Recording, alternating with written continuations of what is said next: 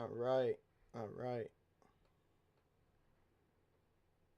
Hopefully, yeah, this should be working. Okay. So, welcome everyone to the SmackDown summary. I am your host, Carlito Santiago, and this is, of course, Lewis is finally here. Yeah. Yeah. The build to Night of Champions in 4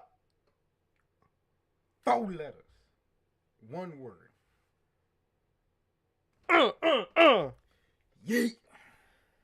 The build to Night of Champions in Saudi Arabia continued Friday night on the USA Network with the latest episode of Friday Night SmackDown, headlined by a showdown between the undisputed WWE Champion, the GOAT, the greatest of all time, the 17... Come on. You can't do it?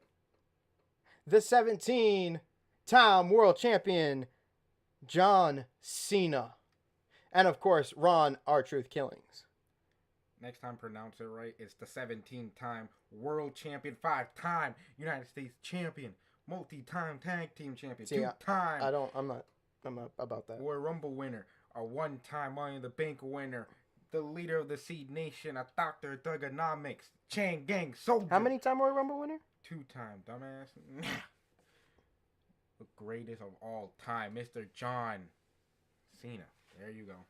Yes. He's gracing his presence.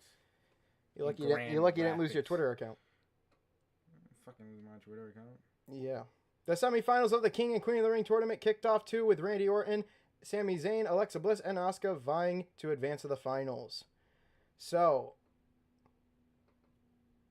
R-Truth and John Cena wrote the latest chapter in the rivalry with a match that ended unsatisfactorily.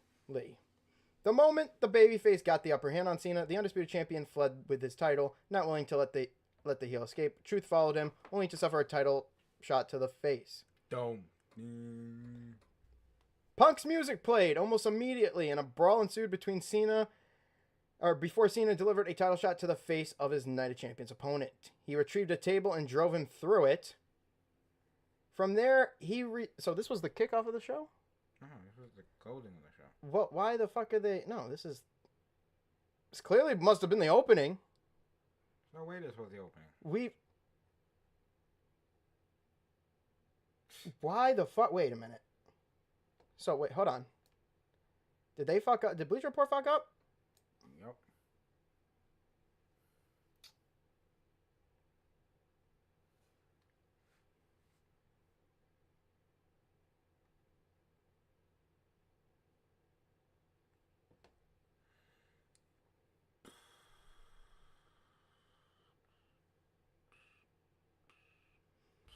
I'm taking a look at this, so fucking...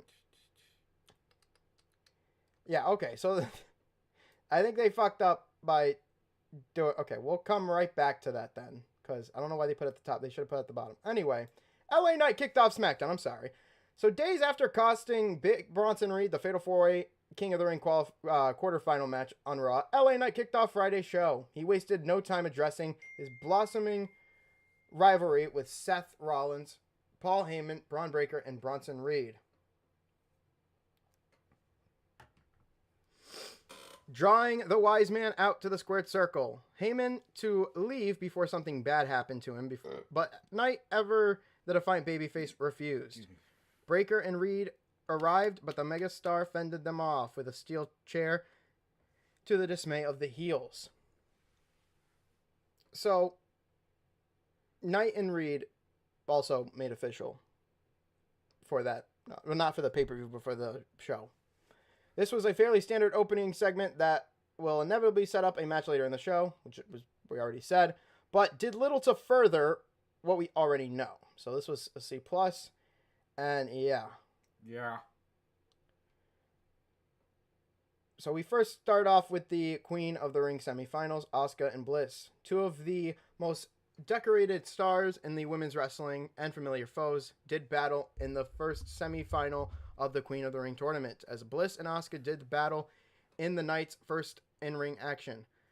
A back-and-forth match full of reversals and counters gave way to a late moment of hesitation by Bliss, cost her dearly. So after Resisting a Twisted Bliss attempt, she found herself caught in her opponent's grasp, only to recover and down Asuka once more. A failed Twisted Bliss, because the Empress of Tomorrow got her knees up, led to the Empress of Tomorrow hitting a hip attack, which scored the victory. A solid match saw the right competitor cash her ticket to the Queen of the Ring final. Bliss is a star and is over as any other woman on the roster this side of Rhea Ripley. But Asuka has momentum following her return Monday night. Has better future prospects on Raw than Bliss does on the Blue brand. True. Fuck. What do you guys say about that? You mean what I gotta say about both of those, Matt? Okay, so the opening of the show, couldn't care less. It's an LA Knight moment. So all you hear, get the promo from Knight, get the opening, whatever. I didn't care for it. I wasn't watching, but I don't care. Care about, okay. Asuka and Bliss, I mean, this was like 5 years ago, maybe even more. 2018? This match would have ruled. But they've been killed off so many times. Who gives a shit anymore? Who knows what they're doing? Most of the points you almost forget sometimes even on the show. Like, damn. And Asuka's okay. So it used to mean much sometimes. Yeah. So graded a B-. Ron Killing's attack and Cody Rhodes speaks. Or not. Before Aleister Black could square off with Kit Wilson of the Pretty Deadly, which we haven't seen in quite a while, actually. Where the fuck have they been? Dead. Yeah, Pretty Dead is what they've been. Ron Killing's attacked, forcing Wilson unconscious with an STF. Jamie Noble talked the unhinged babyface down to close things out and left Black wondering what just happened. So they just left Black fucking... Wow. Way to make a guy look like a fucking idiot. Back in the arena, though, Cody took to the square circle to address the King of the Ring tournament. And his semi-final opponent, Jey Uso. The former world champion wasted little time joining his former tag team partner in the squared circle. A brief back and forth ensued before Sami Zayn interrupted and reiterated his desire to win his first world championship. Randy Orton interrupted and vowed to win the King of the Ring and challenged Cena at WrestleMania. I think they meant SummerSlam. And I think also Randy meant to say Night of Champions because Uso and Orton could possibly face each other at Night of Champions, not SummerSlam. And Orton kind of killed both of them. I don't care what I have to do, whether it's have to face my former best friend, or, well, my best friend, or if I have to hit you with 3 letters, 1 move, the RKO, and reiterate that Sami Zayn will, and he said, Sami Zayn will hopefully and eventually become a world champion, but just not now. Yeah. Which is practically what Triple H is telling us. And it's what I'm insinuating too, that Sami Zayn could possibly win the Royal Rumble next year. True. In Saudi Arabia. Cody never did speak, leaving the fans with a cliffhanger with regards to what is going through his mind as he scratches and claws back into contention for a title he was screwed out of at WrestleMania. Well, that's not true. That's not true. Cody was not screwed out at WrestleMania. Fucking, if anything, he gave it up. Yeah. He fucking gave it up. An absurdly long segment, thanks to the lengthy entrances. This was perfectly fine and segued nicely into the semifinal. Backstage, Knight interrupted Killings and asked him why he keeps getting involved in his matches. Damian Priest interrupted and implored Truth to focus his anger and hostility on John Cena later tonight. So we could be looking at some more feuds here with, of course, Priest, Aleister Black, and Ron Killings. Possible feuds later on. Give them something to do. I like that. What did you think about this segment? They finally... And the Aleister Black part. Well, Aleister Black, they're just making him look like a bitch in every second. Cody Rhodes finally doesn't speak and doesn't go, my daddy. Shut the fuck up. Yeah, every other promo. Jey Uso, it doesn't really matter. His dad does most of the talking anyways. Who else haven't said about it? Sami Zayn, Canadian, so he's obviously winning it later. And Randy Orton is old. So he wants his 15th. Ain't happening, buddy. Ain't happening. You're old. You're done. Maybe before he retires, I think. Maybe. He said, someday Sami Zayn will be world champion, but SummerSlam's not that day. Because I think Randy knows that fucking.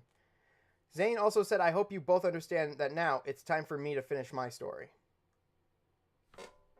Which is sort of true. Damian Priest finally gets a segment on this show. Oh, yeah. He got like I said, got a segment on the show with fucking Aleister Black and Truth, and said, Truth, stop. Yeah, I might not like what Black is saying, but I do understand. Take that anger and hostility out on John Cena, not the rest of the locker room. Go fuck yourself. Well, gonna be a triple threat match, I think, like. That could possibly be it. And you know who's gonna win? Nobody knows, because nobody can. Sami Zayn took on Randy Orton, because we got segued right into this. For the second year in a row, Randy Orton is headed to the finals of the King of the Ring tournament. He cashed his ticket by outlasting Sami Zayn, whose drive to be champion fueled him, bringing him within seconds of defeating the future Hall of Famer. Late in the match, he avoided one RKO attempt and set up for a haluva kick. As he launched himself across the squared circle, though, the Viper struck, delivering his devastating three-letter move, RKO. Syllable.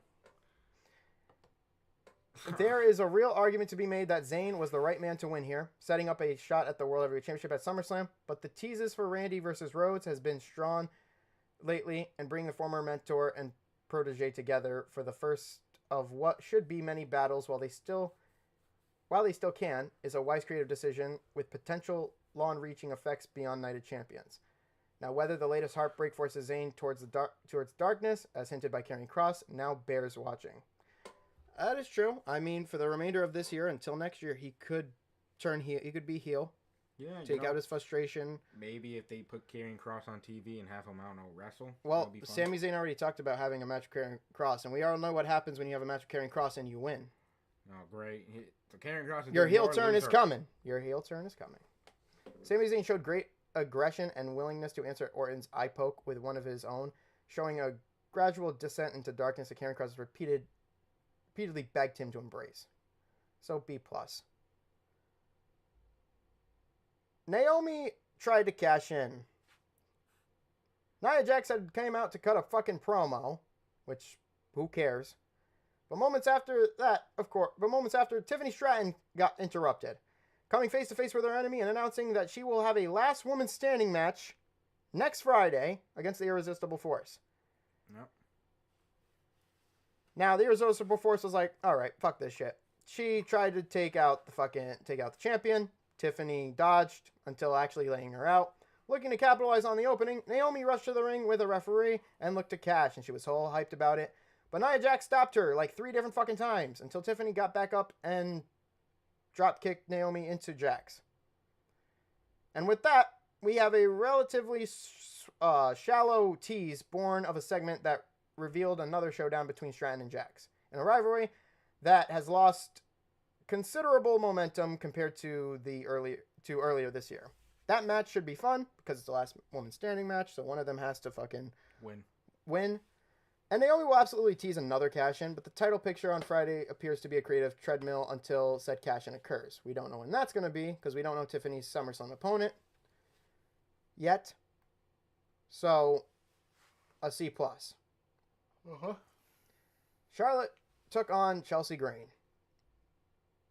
So instant turn off the show. Instant C+. Bathroom break. Yep, popcorn match. Born of a backstage. Pull it out and get the lube. Get your paper towels and tissues or whatever we want to use and fucking go down. Born of a backstage confrontation earlier in the night, the former champions did battle as Charlotte Flair squared off against Chelsea Green. A competitive match saw Flair weather the storm, overcoming a focused and determined opponent to submit her to the figure 8. But right after she submitted, Piper Niven's and Alba Fire attacked the victor until Alexa Bliss made the save, clearing the ring and leaving her and the Queen to stare each other down. Still considerable mistrust between them, equaled only by the respect they have for the other. Boring. What do you gotta say about those?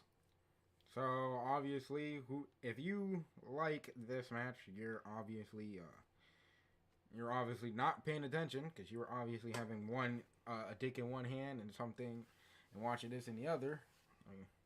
Who knows? You could be watching on your phone. You could just be putting on some more lube and all that shit and going right into town, man. Hey, Whatever you like to do with your dick, it's your body. Whatever. Man, am I right? Fuck this match. Fuck these. What about five people? I don't know what we mentioned. What about the Strat and then Nia Jax thing? They really got nothing for her, honestly. I feel sorry for Tiffany Stratton. All that hype for no reason. They got you nothing. Are nothing. Yeah, they got nothing for her. Anyway, Jacob Fatu has and continued to see through Solo's lies and manipulation, refusing his cousin's claims of love and respect, telling the Timu tribal chief that he only used the Samoan werewolf to prop himself up. Fatu challenged Sikoa to fight him for the U.S. Championship, and when the heel attempted to sneak attack, Fatu cut him off. Jeff Cobb made the save for the heel, only for Jimmy Uso to even things up. Fatu cleared the heels to close the segment. So this was actually pretty strong, that highlighted Fatu's natural charisma and speaking ability, which only helps to further strengthen the bond with the audience. He can talk, they saw it, and the results were greater. It was a greater investment in the feud that will serve as the latest developments in the Bloodline story. He is out the mud with it. This is great at B. Solo said, not convincing the fans, "I didn't come out here to fight you. Jacob, I love you. I'm not doing the previously on the Bloodline, because that's just completely fucking over at this point."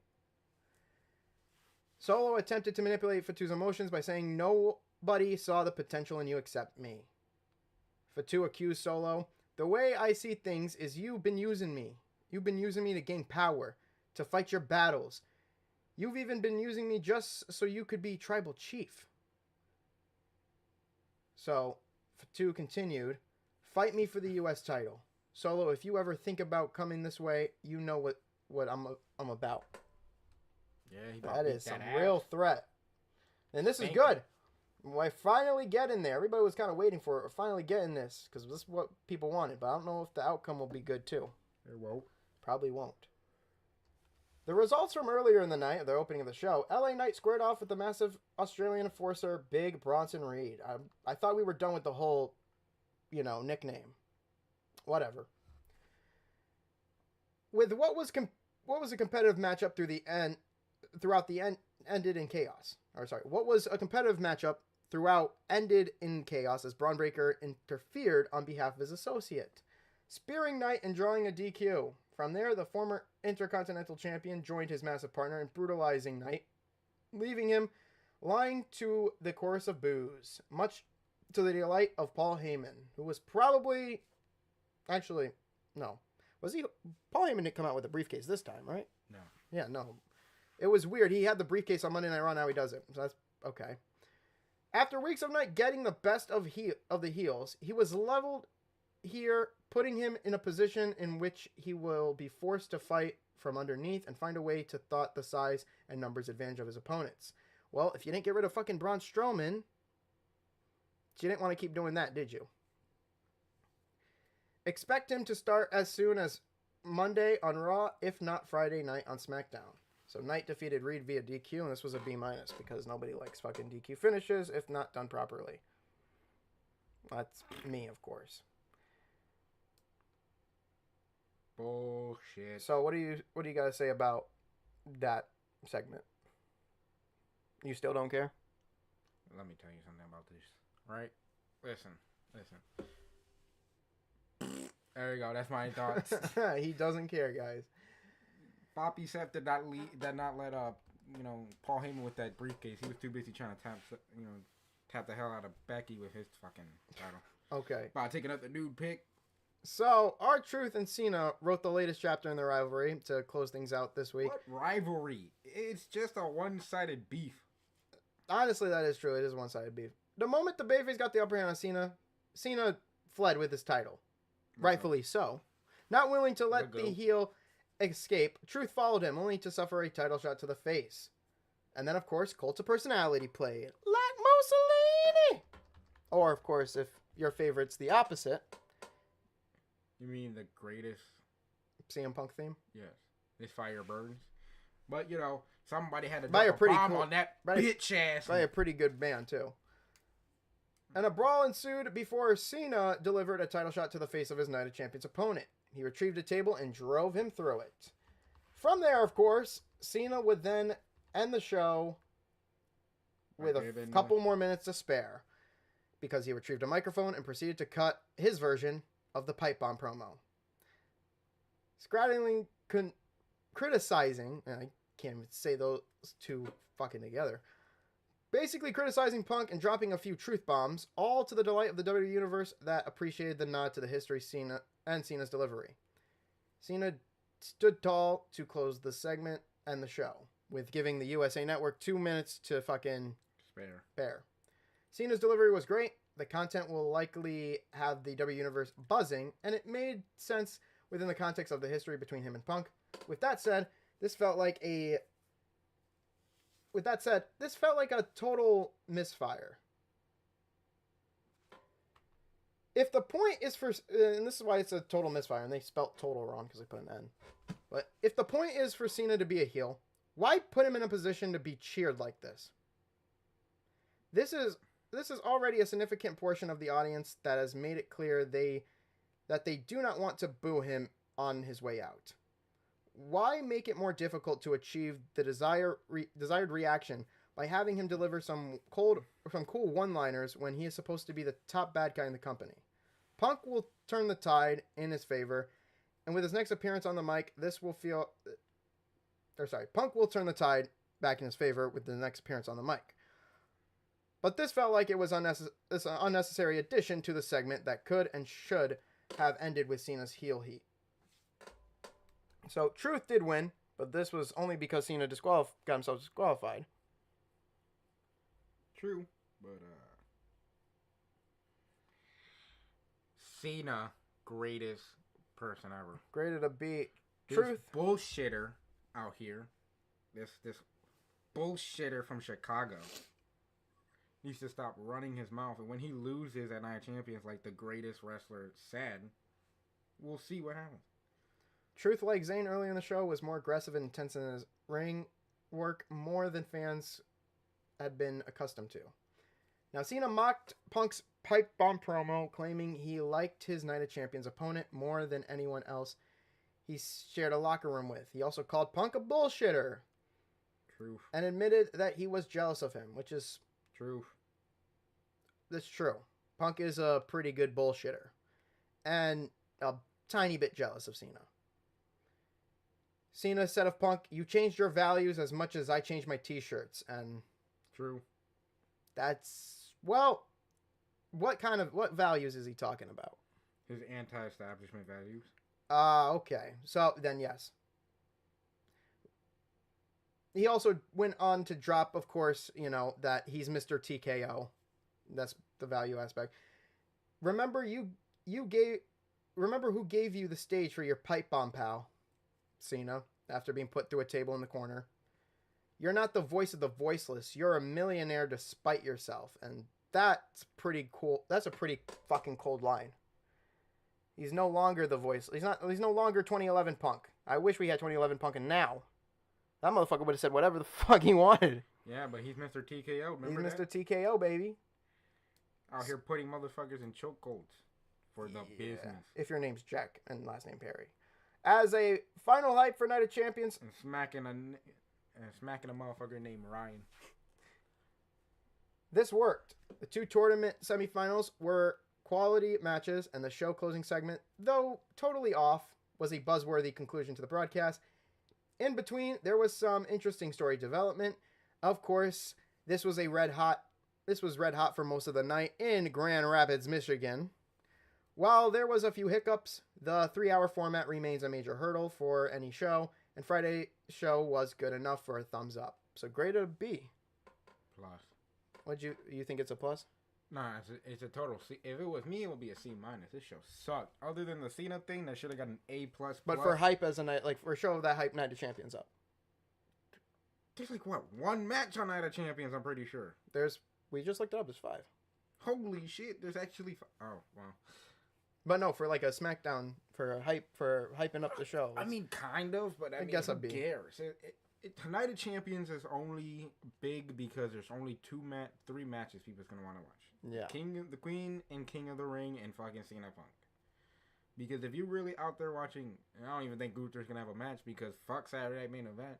Yeah. I just want Bret Hart to go out there and beat the flipping total shit out of fucking Goldberg like the little bitch he is. That will be fucking hilarious. They really need to put LA Knight on Raw or do something in that capacity. Have him for his own union. Call it the Unholy Union. Sorry, I'm pretty sure they've been taken out. Both the Union and the... Yes, but this was SmackDown, of course, this Friday. Let me know what you guys thought in the comments down below. For a hype show, yeah, this is a B, but most of the stuff here was C's. It was pretty kind of stupid, boring, and a bit stupid, in our opinion. So, we got Raw coming up. That'll be on Tuesday. I'm obviously back to work, and my vacation's pretty much over. But we also got Night of Champions predictions, and of course the review that's happening there. And you'll be able to see more of this guy soon, because he'll be moving in soon. Yep. Right? Yep. Be moving in soon, so you'll be able to see him more on here. But until then, I'll see you guys next week for Raw, the predictions, the SmackDown summary, and the review of Night of Champions. And of course, I'll be setting up the SummerSlam watch-along, and of course, the Evolution review and predictions, which I don't even think they have matches set up for that either. Don't make it seem like that's a big shock. It's honestly not that important, but yeah. So well, they killed that division because years ago it used to actually mean something, and then Ronda Rousey and shit killed it, and then fucking well. So I'll see you guys next.